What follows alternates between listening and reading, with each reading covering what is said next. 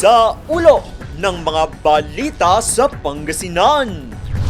3,000 mga native na puno itinatanim sa Capitol Complex ng Pangasinan. Serbisyong pangkalusugan sa Pangasinan, mas papalakasin sa pamamagitan ng isang partnership. At bayan ng Binalonan, aktibong makikiisa sa laban kontra measles rubella. Unang ratsyada. Higit 3,000 nedra shrubs o puno ng dita ang sama-samang itinanim ng mga kawani ng Kapitolyo ng Pangasinan sa Capitol Grounds.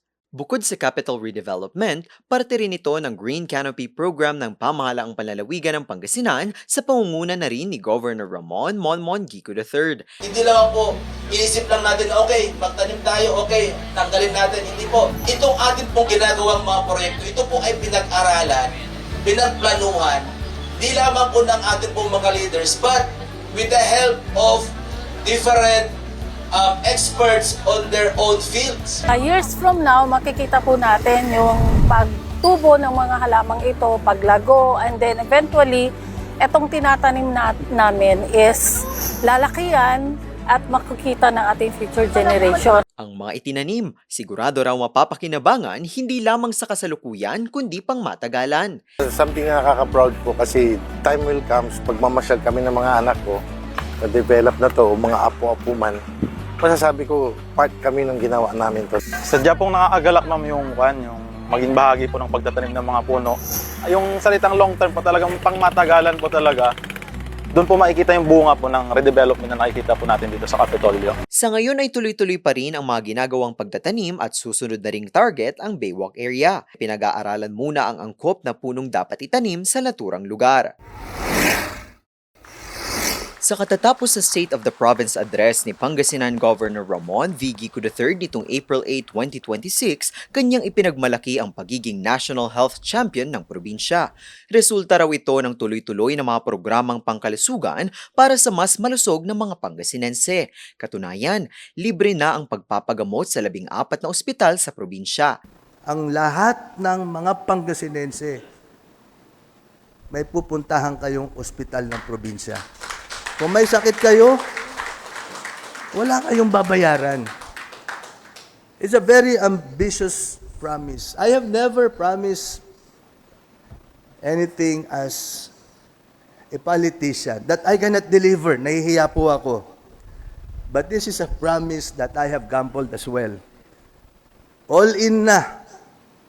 Dahil buhay na ng tao ang nakasalalay dito. Tuloy-tuloy din ang Giconsulta program sa tulong ng Yakap program ng PhilHealth. Sa ngayon, nasa 3.2 million na Pangasinense na ang registered sa naturang programa. Ang mga programa at proyekto sa kalusugan, may siguradong 1.6 billion pesos na pondo mula sa probinsya at 1.5 billion na pondo mula sa PhilHealth.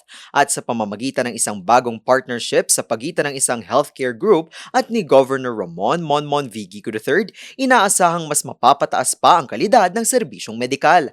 Layunin kasi ng partnership ang mapaunlad ang operasyon ng mga dialysis center at diagnostic laboratory sa mga pampublikong ospital sa Pangasinan. Patuloy lamang ang sunod-sunod na mga nagiging katuwang ng probinsya na may tiwala ang mga grupo sa mga advokasya, proyekto at programa na pinangungunahan ni Governor Gico III. Mataas na lagnat, ubo, sipon at mga pantal sa katawan. Yan ang mga maaaring maidulot ng pagkakaroon ng measles o tigdas. Ganito rin ang mga epekto ng pagkakaroon ng rubella, pero ang mas malala, maaari itong magdulot ng komplikasyon lalo na sa mga buntis at sa kanilang mga sanggol. Nakakahawa ang mga sakit na ito lalo na sa mga bata, kaya't mahalaga ang pagbabakuna para makaiwas. Bilang pagprotekta sa mga kababayan sa Binalonan, inanunsyo ni Mayor Ramon R.G. Gico IV ang pakikiisa ng bayan sa laban ng DOH kontra tigdas at rubella sa pamamagitan ng pagbabakuna.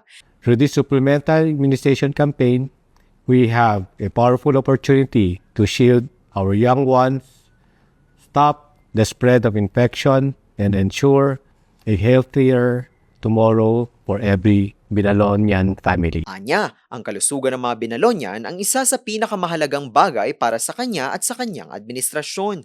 As we strive to build a more progressive, vibrant, and resilient municipality, the well-being of our children remains our topmost priority. They are the future of Binalonan and protecting them from preventable diseases is a duty we must all share.